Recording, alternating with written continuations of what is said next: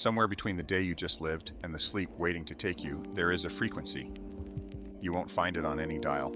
It doesn't broadcast on a schedule. It comes when the hour is late and the lights are low, and you are ready to go somewhere without leaving where you are. This is the midnight frequency. What follows are radio dramas, some set in the smoky, rain-soaked world of the old golden age, where private detectives walked dark streets and every shadow had a secret. Some take place closer to now, some venture further out, into times and places that haven't happened yet. All of them are original stories, written in the spirit of the programs that once kept the whole country listening in the dark. From this moment forward, there are no interruptions, no commercials, nothing to pull you back. If you found something here worth returning to, we'd be grateful for your support. The details are in the show notes, but that's for later. Right now, there is only the story. Get comfortable. Let it come. The town of Halcyon sits at the end of a county road. 400 souls, one church, one diner, and one secret it has kept for 140 years. The town of Halcyon can have anything it wants, anything at all. A cure, a fortune, a miracle, the dead returned. There is only one condition. The vote must be unanimous. Every adult, every single one, must agree. Which is why, in 140 years, the town of Halcyon has never used its gift even once. Because Halcyon is famous, the length of the county for one thing above all others. They cannot agree on anything until tonight. Tonight, for the first time, they have found a wish that every heart in town can say yes to. And that, as one old woman is about to remind them, is the most dangerous thing that has ever happened here. Tonight, on the midnight frequency. To understand the gift, you have to understand that no one in Halcyon thinks of it as a gift anymore. It is a clause in the town charter, signed by the founders, in language no one fully understands. The Accord, they call it. The town, gathered whole and of one mind, may ask the world for a single thing, and the world will grant it. The founders, the story goes, used it once to find water, and then wrote a law forbidding anyone from ever speaking of using it again. No one knew why. The founders were not the sort to explain themselves. For 140 years it did not matter, because Halcyon could not have agreed that the sky was blue. They argued about the diner's hours and the color of the water tower, and whose dog fouled whose lawn. The Accord sat in the charter like a loaded thing in a drawer no one could open, because opening it took every hand in town, and you could not get every hand in Halcyon to do anything. And then, on a Tuesday in October, Delia Reyes's boy got sick.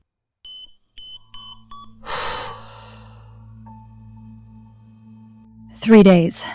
They give him 3 days. The specialist is 4 states away, and there's no flight and no time, and they keep saying comfort, make him comfortable, like that's a thing a mother does. He's 7 years old. He's 7. Sam Reyes, 7 years old, 3 days. And by Wednesday morning the whole town knew, the way a small town knows everything, all at once and in the kitchen. And by Wednesday afternoon, someone said the thing out loud that everyone had already thought. Someone said, "The Accord. We could use the Accord. We could wish him well." And for the first time in 140 years, nobody argued. All right, settle, please. You all know why we're here. I've never run a meeting like this, and I pray to God I never run another. We are here to invoke the Accord. The charter's clear on the procedure. One wish, spoken plain, and every adult in this room votes aye. And it has to be every single one, or it doesn't take. The wish before us is simple. We heal Sam Reyes. We make that boy well. I don't think I've ever put a thing to this town that I was less worried about. So, all in favor of invoking the Accord to heal the boy, say aye. Any opposed?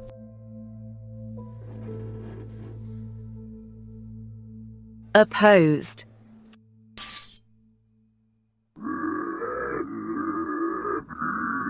Mara Vane, 81 years old, the town's keeper of records, last of the family that had kept the charter since the founding.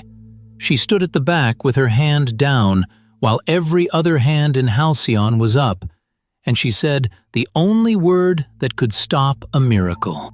Mara, it's the boy. It's Sam. I know whose boy it is, Albert. I held him at his christening. And I am voting no. No? You telling a dying child no? We finally agree on one thing in this whole miserable town. The one thing any decent soul would want. And you're going to be the one? You. To kill that boy with a raised hand you won't raise.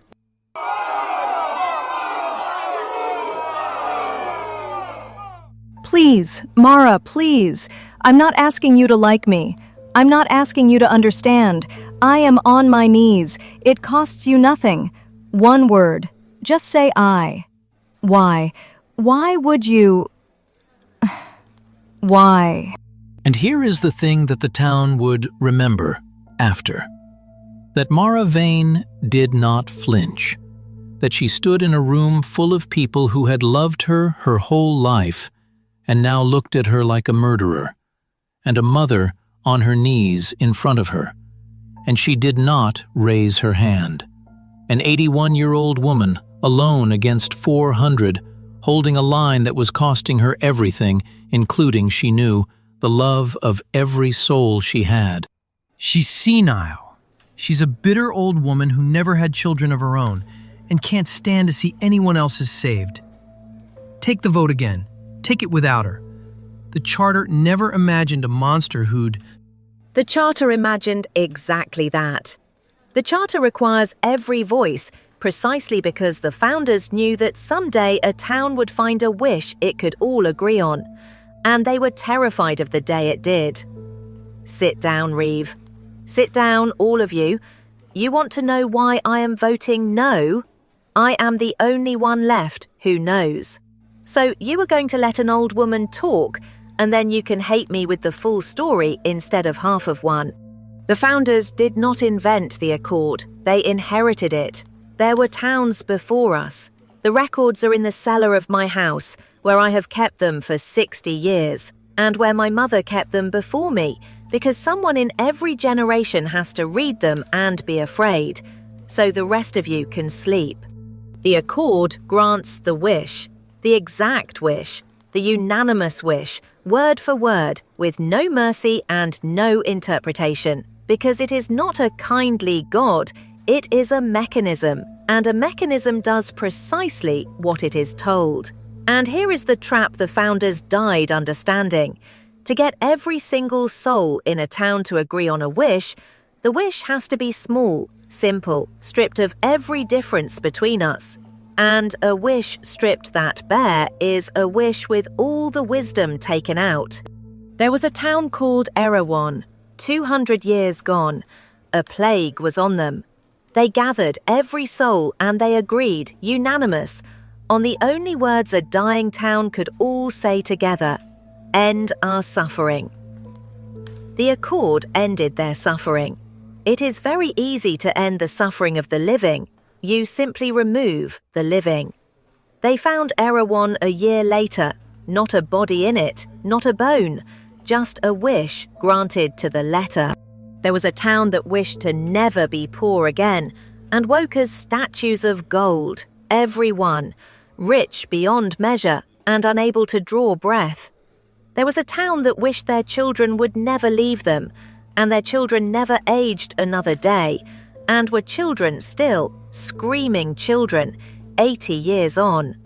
Every one of them, a wish so simple the whole town could say it as one. Every one of them, a graveyard, because the thing that makes a wish human is the argument. The yes, but. The what do you mean by well? The 100 small disagreements that file the teeth off a wish before it can bite.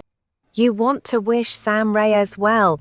Tell me, all of you who agreed so fast. Well, how? Healed of this illness, or healed of all illness, forever, alone, while everyone he loves dies around him across the centuries.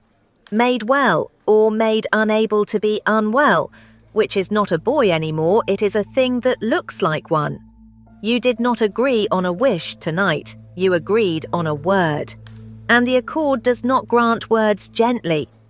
I have read what it does to towns that hand it a word and trust it to be kind. The room that had wanted to tear Mara Vane apart had gone very quiet. Delia Reyes was still on the floor, and it was Delia, in the end, not the mayor, who asked the only question left. Then there's nothing. You've taken the one thing. You've told us the miracle is a trap and there's nothing. No, child. I have told you the miracle is a trap. I have not said there is nothing. Look around this room. Look what I am looking at. For the first time in 140 years, every soul in Halcyon wants the same thing with their whole heart. Do you understand what that is? That is the rarest power any town has ever held, and it has nothing to do with the charter. You thought you needed the accord to act as one. You are acting as one, right now, in this room.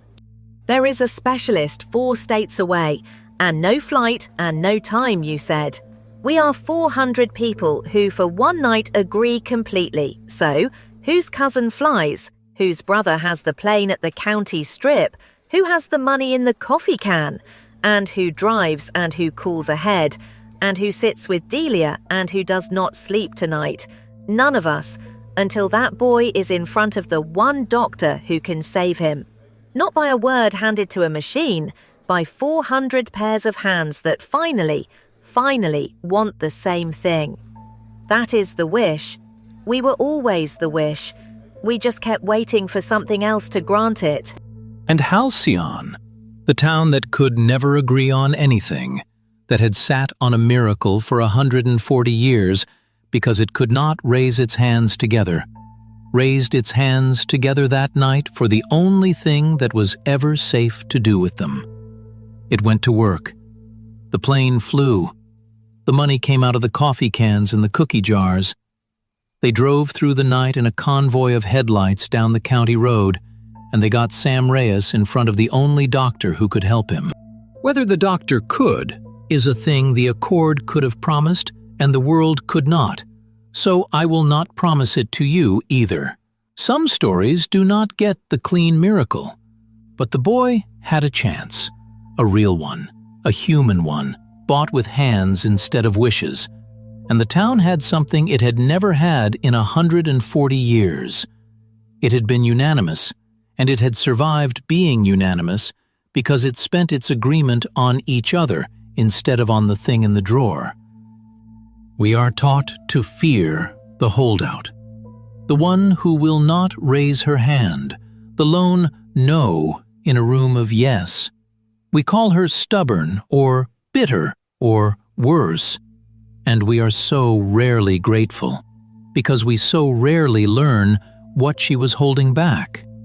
But every healthy thing, a town, a court, a country, a mind, is built with a Mara vein in it, the friction that files the teeth off a wish before it can bite, the voice that asks, "Well, what exactly do you mean by well?" The most dangerous words a people can speak are not, "I disagree." We survive those. We have always survived those. The most dangerous words a people can speak, the ones the founders of Halcyon locked in a charter and prayed would never be uttered, are these: "We are agreed." Mind who you silence. The next time your whole room wants the same thing, she may be the only one keeping the lights on. Pleasant dreams. You have been listening to the Midnight Frequency. This has been the Midnight Frequency. The studio goes dark now. Sleep well.